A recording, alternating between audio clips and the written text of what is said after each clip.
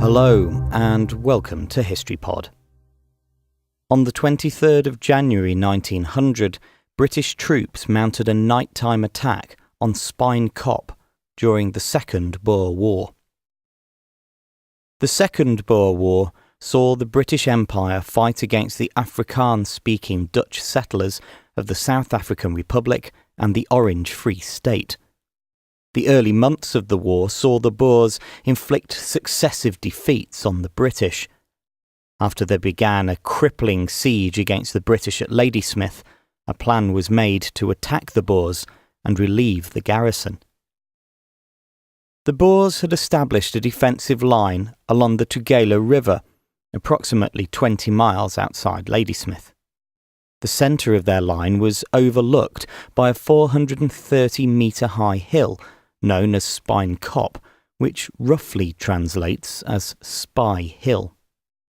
The British planned to seize the hill under cover of darkness and establish a commanding position over the Boer line and the route to Ladysmith.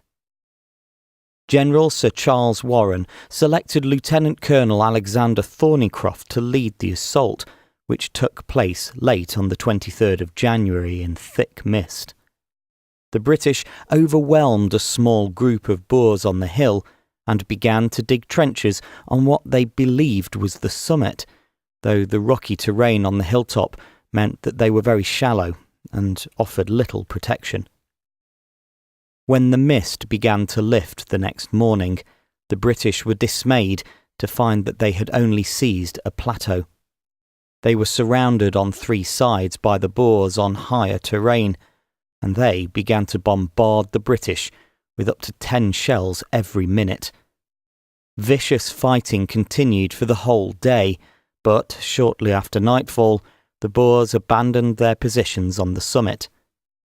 Thorneycroft was unaware that victory was in his grasp, and in turn ordered his own retreat.